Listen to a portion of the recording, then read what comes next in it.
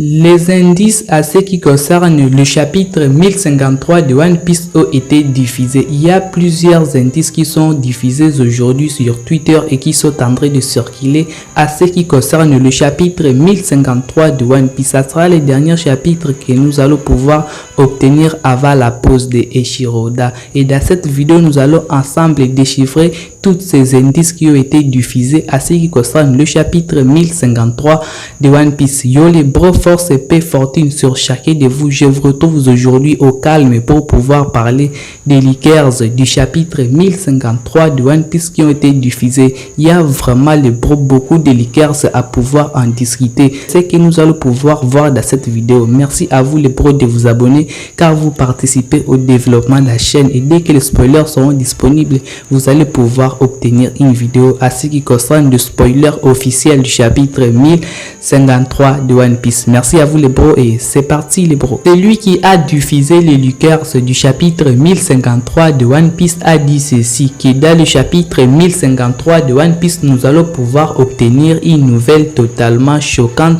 et que l'auteur de l'œuvre Monsieur Eiichiro Oda voulait extrêmement dessiner cette partie à la fin de l'arc Wano Kuni. Donc aujourd'hui, nous pouvons nous attendre à pouvoir obtenir plusieurs révélations sur le chapitre 1053 de One Piece. Donc ça pourra contenir une révélation totalement choquante, donc il pourra dire ça sera aussi drôle. Par rapport à cela, nous pouvons nous attendre à une scène comique, mais à un personnage qui a souvent l'habitude de nous faire rire. Et dans One Piece, le maître de la comédie pour moi c'est Baggy le clown. Il pourra encore nous surprendre. Mais qu'est-ce que Baggy peut encore nous surprendre? À savoir qu'il était Shichibukai. Peut-être Baggy a réussi à pouvoir faire quelque chose d'extrêmement important dans le monde extérieur et que dans le chapitre 1053 de One Piece, ça pourrait être le bon moment de pouvoir nous le révéler, de pouvoir nous montrer ce que Baggy a pu faire, ce que nous tous nous attendions même pas de pouvoir voir chez Baggy. C'est ce qui nous sera révélé par l'auteur au chapitre 1053 de One Piece.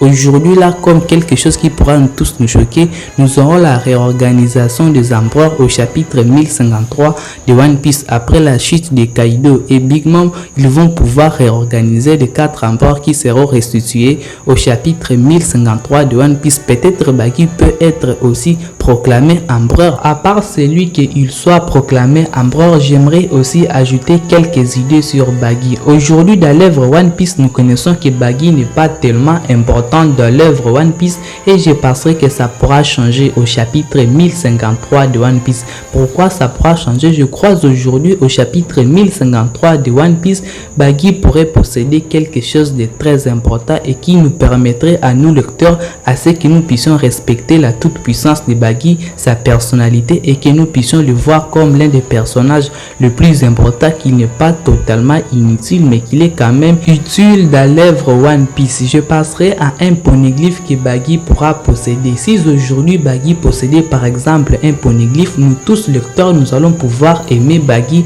et nous allons pouvoir admirer ces personnes et ça serait pour nous quelque chose d'extrêmement choquant car aujourd'hui nous savons que seuls les empereurs sont à mesure de pouvoir posséder un poneglyphe rouge. Ainsi, si Baggy possédait les poneglyphes rouges, ça serait le bon moment pour nous de pouvoir respecter Baggy. Enfin, pour pouvoir terminer avec Baggy, je penserais que Baggy a finalement découvert les trésors du capitaine John. Baggy était à la recherche de ces trésors et je crois au chapitre 1053 de One Piece, ça pourrait être le bon moment de pouvoir nous représenter Baggy qui a retrouvé les trésors du capitaine John. À ce qui concerne le trésor du capitaine John, nous ne connaissons pas si ça consiste à quoi, mais nous pouvons nous attendre à ce que ça puisse nous représenter quelque chose d'extrêmement important que seul Baggy a réussi à pouvoir faire. Mis à part celui de Baggy les clowns, nous passons maintenant à quelque chose d'autre. On a posé la question à celui qui a diffusé les leakers du chapitre 1053 de One Piece,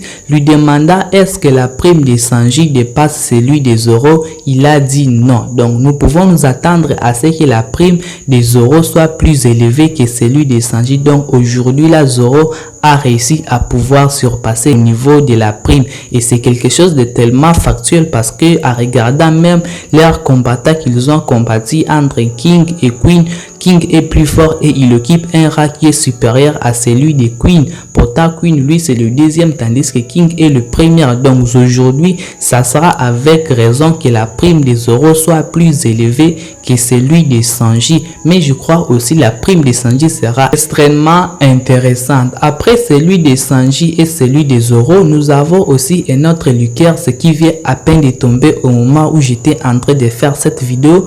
Nous avons un vieux là qui nous est représenté. Je crois il est un peu chauve là, juste au début de ses cheveux. Je crois il est chauve.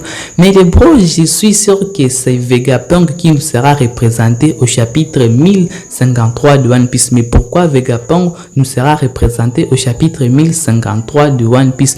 Tout simplement parce que par rapport à sa personnalité, même vous-même, vous pouvez en juger par vous-même que c'est un docteur, c'est quelqu'un qui connaît en fait beaucoup. Je crois que c'est un savant par rapport à l'image que nous avons devant vous. C'est quelque chose vraiment que nous pouvons dire que c'est factuel.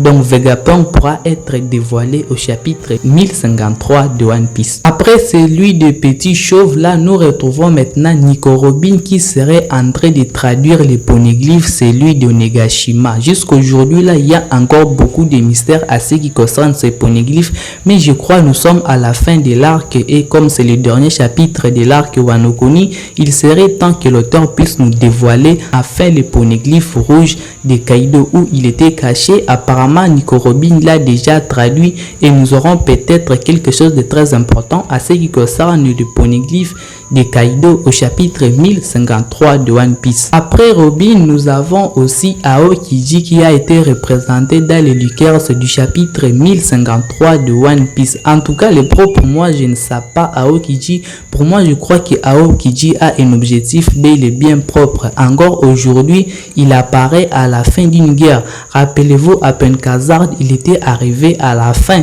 lorsque Luffy avec son équipage était parti. Et si Aokiji chercherait aujourd'hui à pouvoir voler les fruits des mondes de Luffy, aujourd'hui encore, il arrive encore à la fin d'une guerre, juste avant que l'équipage de Luffy puisse encore repartir.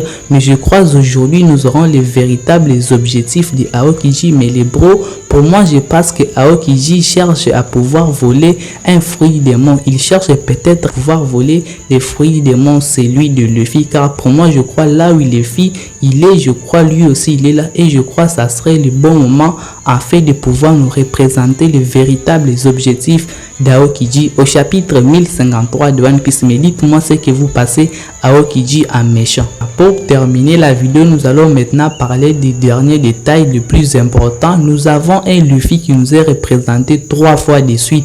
Par rapport à cela, nous pouvons comprendre que Luffy va pouvoir avoir quelque chose de très important. Et à regarder les yeux de Luffy, c'est quelque chose qui lui fera énormément plaisir. Ça me rappelle lorsque Luffy avait obtenu sa prime à Petit Katakuri après avoir battu Doflamingo. Peut-être sa réaction peut être par rapport à sa prime.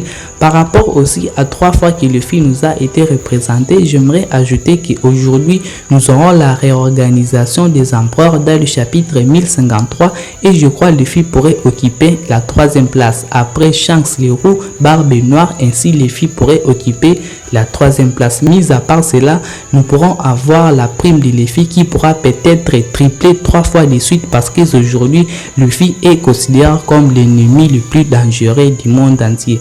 Dites-moi ce que vous pensez des Lucas du chapitre 1053 de One Piece. Ça me fera vraiment plaisir de pouvoir lire vos réponses. Prenez extrêmement soin de votre futur et de vos proches les bros, car c'est le plus important les bros. Peace à chacun de vous les bros.